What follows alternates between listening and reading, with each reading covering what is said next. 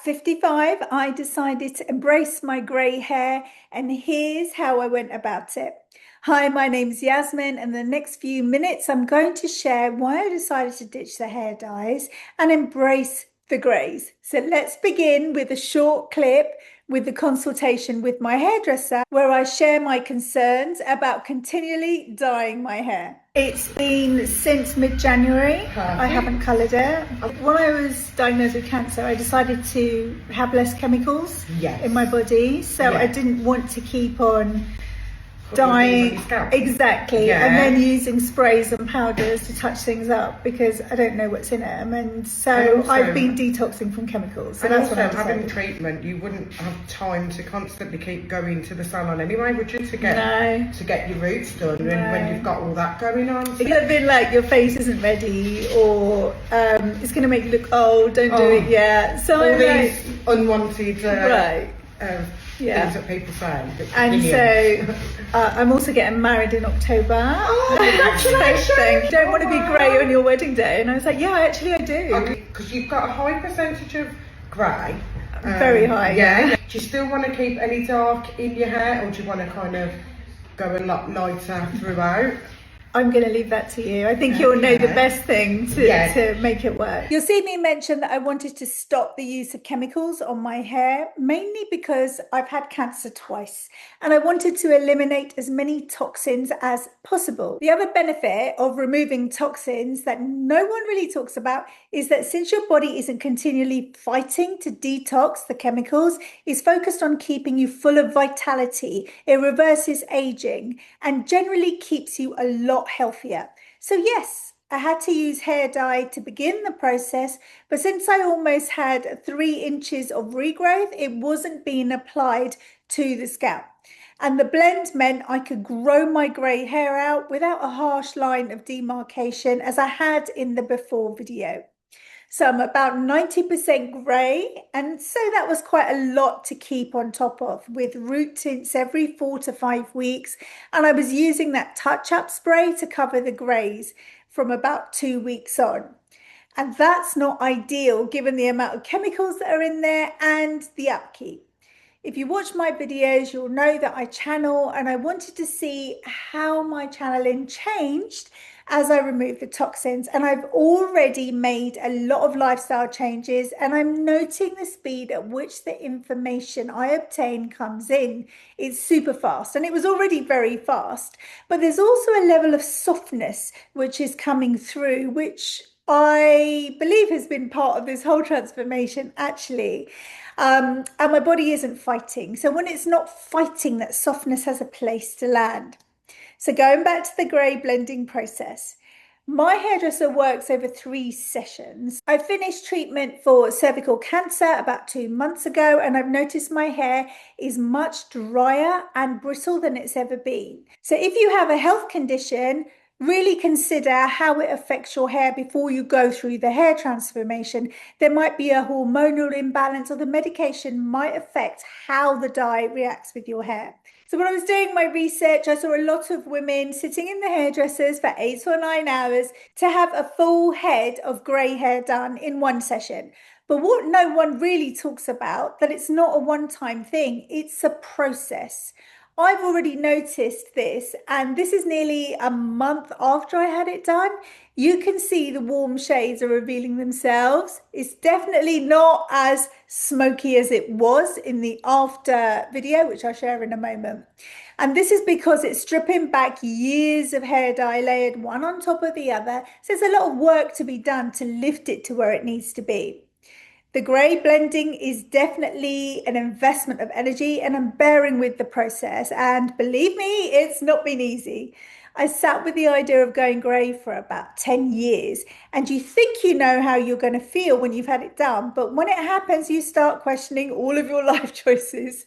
I think I was also quite emotional and tired because of the post-chemo and radiotherapy effects too. So when I had it done in the hairdressers, I loved it. But the very next day, I was really unsure about it. It's such a radical shift and a change visually that whatever I thought I would feel wasn't what I actually felt when it happened.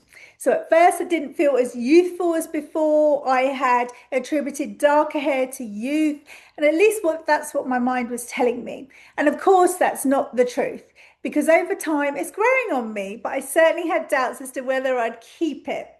Whilst my friends and family and people on social media were really positive about it, but I knew it was going to take some time before I loved it.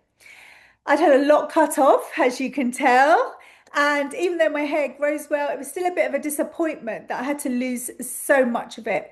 It's shorter than I wanted, but after being sat in the chair for 5 hours, the fatigue took over and I forgot to reiterate that I wanted to keep as much length as possible and avoid layers, both of which I have, but it's okay. It will grow out.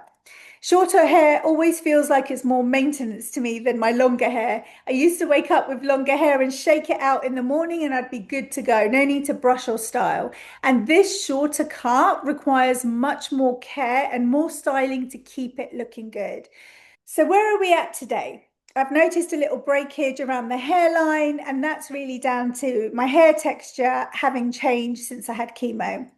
I've lost the natural curl. It's normally very curly, which is slowly making its way back. And again, I put that down to the trauma my body went through during treatment.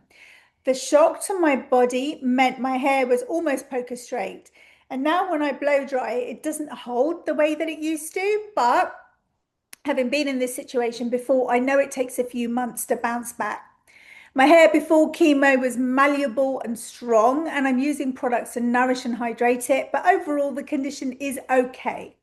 Now let's fast forward to the after at the hairdressers on this video. I love it. I feel really good. It feels like it's always been there. You looked really, really well today, considering you had such dark, up here you had such dark, it was very dark colour, yeah. And it was very warm chocolate toned. Right. So we did get some amazing lift out of it, because what we want to do long term is we're going to go with your pictures you showed me. I feel like we really want to embrace the silver now, don't you? Because of how silver you are here, we want to embrace it fully, I think. You'll notice that the way it looked in the salon to where it is now is much warmer. It had a smoky hue when I had it done, and that's disappeared. This is why it's not a one-time thing. To combat the warmth and the yellowing, I'm using a purple shampoo by a company called the Cornish Seaweed Bath Company, which is pretty much considered low tox. And you can find the link to the product in the description below. Chemo does weird things to your mind, fatigue, thought processes, because when I left the salon, I left with L'Oreal products, which is something I never normally do, but I just kind of did it and thought afterwards, these ingredients are not going to gel with my low tox life. Turns out they're pretty toxic and they are known to be carcinogenic. So I had to bin those products and go as natural as possible. My next session is in September before I get married, and I'll be monitoring how my hair grows back. When I had chemo, I was told I might experience shedding, and I've definitely felt that. I think I've lost about 20% of my hair, which doesn't seem like a lot, but when you've got fine, thin hair, it feels like a lot. I'm beginning to change up my routine to promote thicker and stronger hair, and here's what I'm doing. Before bed, I'm using a ball bristle brush to stimulate the natural oils as my hair needs nourishing. A friend of mine bought me back some organic argan oil from Morocco, and I use that sparingly just on the ends because they're pretty dry. And on the roots, I use a growth stimulation oil by Shampoo. But once this bottle is finished, I'm going to be creating my own blend of rejuvenating scalp oil. So if you'd like me to share what that consists of, let me know in the comments and I'll create a video. When I wash my hair, I'll be incorporating a scalp scrub to detox and encourage new hair growth. And again, I've made a recipe at home that I'm using once a week, so it's completely natural. I wash my hair every 5 days to avoid it drying out. It's already quite dry, which means that it's not getting greasy very quickly. So that definitely helps. I'm using minimal heat and styling the curls in with the blow dryer when it's about 90% dry. I've just ordered a silk bonnet. Yes, I know I'm late to the party, but it's there to stop my hair rubbing on my linen sheets and stop it creating frizz and damage, which is something I've noticed. I've just received a tool which stimulates hair growth. So I'll share that once more when I use it to see what the results are like. I'm taking supplements to support my hair growth, eating essential fats, and of course, taking collagen, which I've taken for the last 12 years. Some of this is already part of my routine, so there's only a little bit more to add. So it's not as high maintenance as it seems. I'll do another video on the products I use and how they're helping. But if you know me by now, you'll know that I only share the truth about what works rather than promoting trending products for the sake of it. Integrity to me is much more important. So what do you need to know if you're contemplating having a grey blend?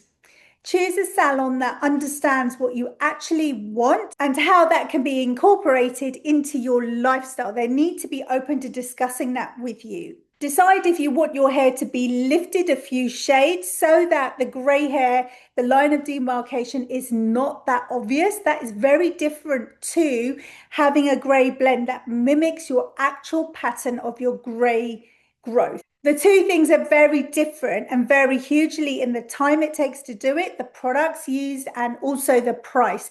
The price can be substantially higher when you want it to mimic your own grey pattern. And yes, your hair will be drier because of how it's been lifted. So you will have to incorporate extra nourishing treatments.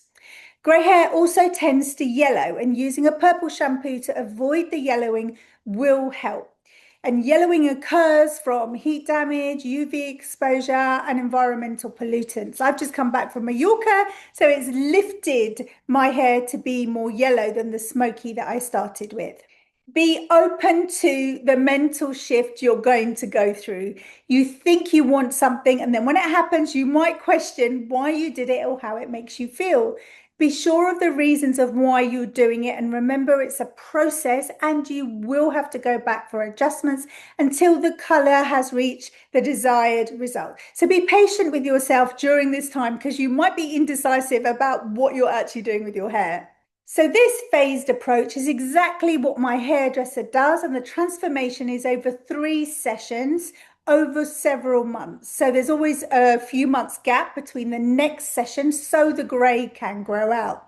To be honest, I did not expect the maintenance to be as much as it is, but then I've always had strong, healthy hair, and you never really know how medications can affect your hair until you're in the midst of having to deal with the issues post-colouring. Right now, my priority is to ensure that I'm being kind to my hair and promoting new hair growth for thicker, fuller hair. So be sure to follow if you're embracing a grey hair journey or if you want to nurture your hair to be healthy, thick, and strong. I'll be sharing products and supplements I'm using to help support the return of my luscious locks. I know in time it's going to feel quite liberating, and I'm just biding my time until I reach that feeling. To finish with, would I do it again? Yes, I would, but perhaps a lot later on in my healing journey post-treatment for cancer. Let me know in the comments if you have any questions about anything I've said, or if you're on your grey hair journey, if you've decided to blend or grow it out naturally, and you're still considering it, hesitating to make the jump. Let me know what you're going through, and I'll see if I can help in some way. I'll see you soon.